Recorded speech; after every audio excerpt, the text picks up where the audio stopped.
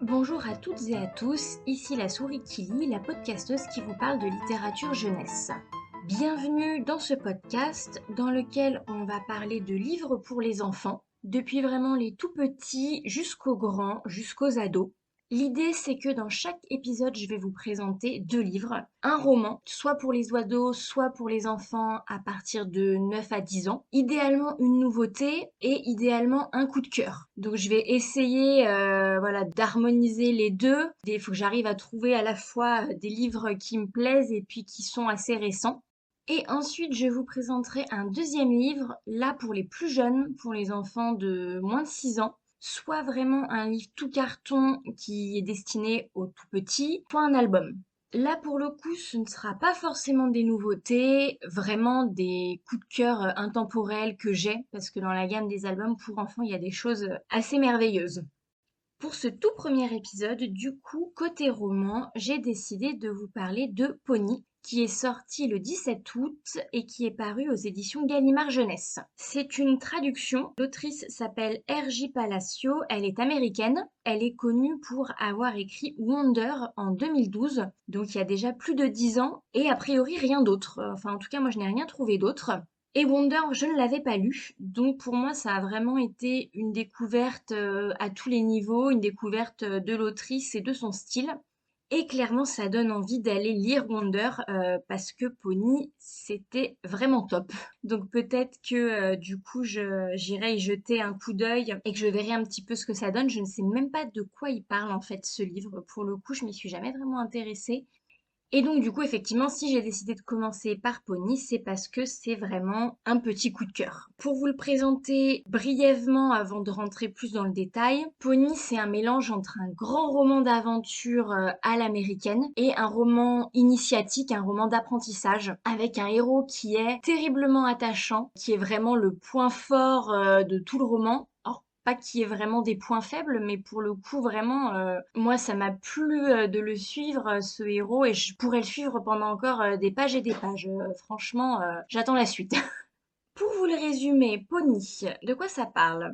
Ça se passe aux États-Unis, plus précisément dans l'État de l'Ohio, et on est en 1860. Le fameux héros, il s'appelle Silas Bird, il a 12 ans, il vit seul avec son père, sa maman est morte à la naissance, malheureusement. Son papa, c'est un bottier, c'est ce qu'il fait pour gagner sa vie, c'est son métier. Mais c'est pas tout parce que en fait son père c'est aussi un génie. Il s'intéresse à plein de sujets et particulièrement à des sujets scientifiques et notamment à la photographie.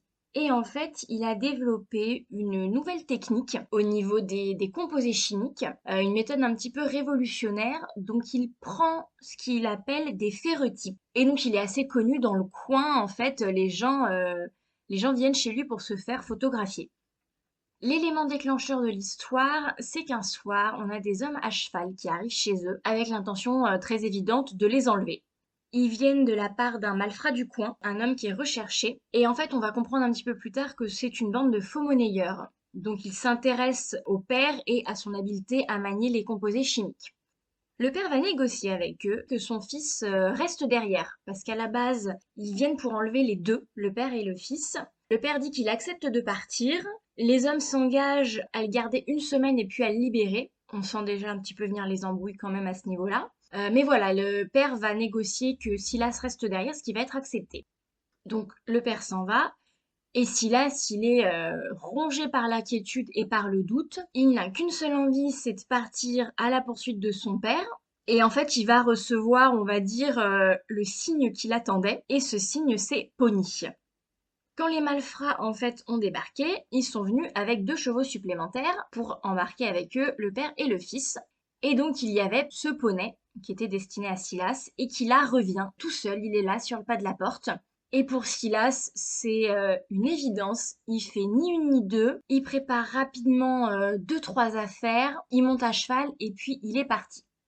Il ne va pas partir tout seul, car il y a un autre personnage très important qui gravite dans l'entourage de Silas et de son père.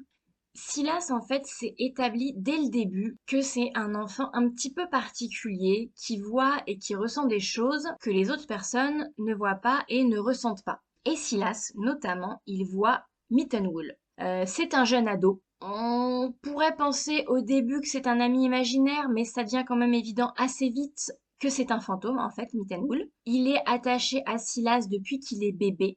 Et on ne sait pas pourquoi. Mittenwool lui-même ne le sait pas. C'est pas comme on pourrait s'imaginer le fantôme qui est resté derrière parce qu'il a quelque chose d'inachevé, en fait, quelque chose à faire.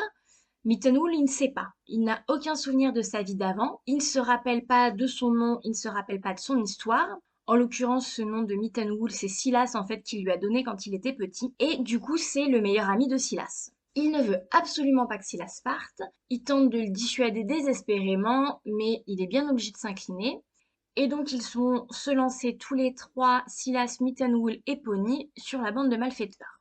Voilà, je n'en dirai pas plus pour le résumé. Ça va être le départ d'une grande aventure. On va rencontrer pas mal de personnages hauts en couleur qui vont être soit des alliés, soit des opposants. Et oui, c'est vraiment, c'est un grand roman d'aventure. Juste une petite précision, c'est qu'en fait la temporalité de l'histoire, elle est très courte. Ça se déroule sur à peine quelques jours, sauf à la fin où là pour le coup on a une grande ellipse temporelle et on va faire un bond dans le temps. Mais voilà, c'est une histoire très intense qui se déroule sur moins d'une semaine. Je vais vous parler un petit peu plus en détail des personnages parce que c'est vraiment les points d'orgue un petit peu de cette histoire. Et on va commencer par notre héros, par notre Silas. Pour parler de Silas, il faut d'abord parler un petit peu de son père. Ce qui est très rigolo, en fait, c'est que nous, le père, on va le voir très très peu. On le connaît surtout à travers les yeux de son fils, qui est dithyrambique à son sujet. C'est évident qu'ils sont très proches, qu'ils ont une grosse complicité, bon, qui est probablement née voilà, de cette perte de la maman qu'ils ont vécue tous les deux à la naissance de Silas. Donc le père, on n'a pas son prénom, Silas l'appelle pas, et c'est de toute évidence un homme simple, mais assez génial. Comme je l'ai dit un peu plus tôt, c'est un érudit, il s'intéresse à tous les sujets, la science, l'histoire, la lecture, et il a transmis cette curiosité à son fils, qu'il élève avec beaucoup de bienveillance et d'empathie. Le père, il est au courant de l'existence de Mittenwool, il est au courant des capacités un petit peu particulières de Silas, il est tout à fait dans l'acceptation de ça, et il encourage Silas aussi à accepter tous ces éléments qui font un petit peu sa différence. Du coup, Silas, c'est un jeune garçon, mais qui connaît déjà plein de choses. Alors par contre, le truc, c'est qu'il vit un petit peu dans une bulle, en fait, un petit peu coupé du monde, vraiment en symbiose avec son père. Il n'a pas d'amis à part Mittenwool, parce que on comprend que quand il était plus jeune, eh bien, il a parlé de Mittenwool à d'autres enfants de son âge, parce que pour lui, Mittenwool, il est aussi tangible et réaliste que vous et moi, sauf que le fait est que non. Donc il y a eu de l'incompréhension, des moqueries, de l'exclusion, enfin toujours un petit peu le cercle vicieux. Et du coup voilà, Silas il vit un petit peu dans cette bulle avec son père et son ami. Et donc ce sont des gens qui vivent dans la pauvreté quand même, mais avec un espace intérieur qui est très vaste et terriblement riche en fait. Et c'est encore plus important pour Silas, qui ressent vraiment des choses, qui voit des fantômes, mais qui est lié à la mort de manière générale. Il se rappelle par exemple de la mort de sa mère, même si en fait elle s'est produite juste après sa naissance. Il y a un chapitre où il nous explique qu'il se rappelle le moment où son âme a quitté le monde. Voilà, il a cette sensation encore en lui. Du coup, Silas, il a une profondeur de réflexion qui est assez épatante en fait pour un enfant de son âge. Et tout ça, ça fait que c'est un héros qu'on a énormément de plaisir à suivre parce qu'il est super chouette en fait. Il est rempli d'amour, il est bienveillant, il est hyper à l'écoute et on aime passer du temps avec lui, on aime le voir évoluer, on aime le voir interagir avec son entourage aussi. Des fois, c'est assez rigolo parce qu'en fait, lui, il vit un petit peu dans son monde de livres, de grandes épopées et puis il va se retrouver confronté à des personnages un petit peu plus terre à terre et il parle de Télémaque et à côté, son interlocuteur, il lui demande mais t'es qui? Enfin, voilà, ça peut être assez drôle. Et voilà, il nous emporte, il nous émeut avec sa fragilité et son honnêteté. Vraiment, c'est l'étoile de ce livre. Et notamment, il va avoir une relation toute particulière avec ce fameux Pony. Dès le début, la complicité avec Silas, elle est immédiate. Ils sont en harmonie tous les deux tout de suite. De toute façon, dès que Silas il le voit, pour lui, c'est un signe du destin qui vient le chercher pour qu'il parte sauver son père. Et voilà, ils vont se comprendre sans se parler. C'est une sorte de coup de foudre en fait entre ce jeune garçon et ce cheval. Pony, ça va être un véritable allié de manière très concrète, mais aussi un soutien sans faille d'un point de vue plus émotionnel, au même titre en fait que Mittenwool. C'est un ami. Et donc c'est presque les deux ensemble un centaure en deux parties. Et j'ai trouvé que c'était une très belle représentation de ce qu'on peut ressentir et créer en fait comme relation avec un animal et notamment avec un cheval. Voilà, c'est un cheval extraordinaire pour un garçon extraordinaire. Et du coup, on va parler aussi un petit peu de Mittenwool. Ce qui est chouette, c'est que Mittenwool, on va en découvrir plus sur lui au fur et à mesure de l'histoire, et notamment à la fin. Et en fait, c'est un petit peu une métaphore du fait de grandir, je pense, Mittenwool. Alors, je peux pas trop vous en dire plus sans spoiler, mais voilà, il va avoir un moment où Silas va devoir se détacher en fait un petit peu de ce personnage. Et on va comprendre effectivement qui il est, pourquoi il s'est attaché au pas de Silas. Tous ces mystères, ils vont trouver une réponse à la fin et son histoire, elle est belle et elle est assez émouvante aussi pour le coup. Donc pour résumer, je dirais que Pony, c'est un super roman, vraiment. Donc de manière assez évidente, c'est un roman initiatique avec ce jeune garçon de 12 ans qui va grandir avec cette aventure, qui va apprendre à se dépasser, qui va se confronter à des peurs qu'il a, et puis qui va découvrir des choses comme la perte, parce qu'effectivement c'est un roman qui est rempli de sensibilité et d'émotion et qui risque de vous tirer une larmichette. Parce que quand même, il y a de la tristesse dans Pony, mais il y a aussi beaucoup, beaucoup d'espoir. On est quand même sur quelque chose de très positif, de très lumineux. D'un point de vue un petit peu plus terre à terre, il y a aussi tout ce côté grand roman d'aventure avec une quête à mener, tous les mystères qui gravitent autour de Mittenwool, mais on se pose aussi pas mal de questions au niveau du père et de son passé. Donc vraiment, je trouve qu'il y en a un petit peu pour tous les goûts en fait dans ce livre, des choses très sensibles et puis d'autres, voilà, vraiment un côté aventure avec un jeune héros qui est fort. Donc franchement, lisez-le. Je pense que vous passerez un très bon moment de lecture, quel que soit votre âge. Je pense qu'il est accessible pour les bons lecteurs à partir de 10 ans, mais même pour les adultes, on y trouve aussi très largement notre compte.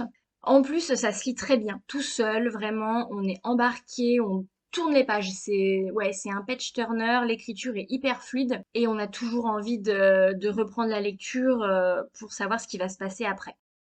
Donc en conclusion, n'hésitez pas à aller lire Pony. C'est un vrai coup de cœur et c'est un super livre. Donc lisez Pony. Et donc pour conclure ce podcast, on va passer à une deuxième section que j'ai décidé d'intituler Pour les minus, mot que j'utilise avec énormément d'affection. Non, là on va parler de livres pour les plus petits, d'albums ou éventuellement de petits livres tout carton, vraiment plutôt destinés aux moins de 3 ans. Je vais vous partager en fait un coup de cœur personnel. Et aujourd'hui je vous parle du Parapluie d'Ingrid et Dieter Schubert, qui sont des auteurs-illustrateurs allemands, qui pour le coup est pas si récent que ça, puisqu'il date de février 2022, ce livre. Il a été publié aux éditions Mijade. Mijade, fantastique maison d'édition au niveau des albums pour la jeunesse, hein. Franchement, vous pouvez presque y aller les yeux fermés. Tout ce qu'ils font, c'est super joli, c'est très intéressant. Enfin, vraiment, n'hésitez pas à aller les découvrir. Parapluie, c'est un album qui a une petite particularité, c'est qu'il fait partie des albums sans texte. Donc je sais que des fois ça freine un peu les gens, mais là en l'occurrence je trouve que vraiment l'histoire s'y prête très bien. Vous allez suivre en fait, c'est un petit chien qui va s'accrocher à un parapluie et qui s'envole. Donc vous le voyez qui s'éloigne de sa maison et qui va du coup se balader absolument partout. Donc en fait chaque double page est dans un nouveau paysage, en Afrique, sur la banquise, sous la mer, sur la mer, vraiment voilà, avec un graphisme qui est mais sublime. Et donc vraiment à chaque double page, en fait, on peut raconter à peu près tout ce qu'on veut, on peut lui inventer toutes les péripéties dont on a envie, puis on se perd dans les détails de la page. Enfin voilà, à regarder, on peut y passer un temps fou. Et puis finir par revenir rapproche de la maison. Et ce que j'aime beaucoup, c'est qu'au tout début, quand il s'accroche au parapluie, on voit un chat qui le regarde un peu au loin d'un air assez circonspect. Et donc là, le chien donc s'en va avec l'air ravi. Et du coup, c'est le chat qui s'approche du parapluie et qui donc va a priori partir à l'aventure en fait sur les traces de ce qu'a fait le petit chien avant. Donc c'est vraiment très chouette. C'est un super album pour les enfants, puis même pour les plus grands. Si vous êtes amateur de beaux dessins, franchement, il est magnifique. Donc vraiment, allez-y. Voilà, donc bah, c'est tout pour ce tout premier épisode. Ça fait bizarre de dire ça. J'espère que ça vous aura plu, que ça vous aura intéressé, que ça vous aura donné envie de continuer à m'écouter. N'hésitez pas à mettre des retours. Moi, c'est la première fois que je fais ça. Je me suis lancée un peu comme ça. Voilà, parce que j'écoute énormément de podcasts et puis j'ai eu envie finalement de passer un peu derrière le micro. Mais il faut aussi que ce soit intéressant et plaisant. Donc dites-moi si c'est le cas ou pas, que j'ai un petit peu des bases sur lesquelles continuer. Si vous trouvez est-ce que c'est peut-être trop court, trop long, je sais pas. Voilà, vraiment, donnez-moi vos avis, que je sache un petit peu ce qu'il en est. Et puis bah un grand merci pour m'avoir écouté, pour avoir passé ce petit temps avec moi. Et puis à la prochaine.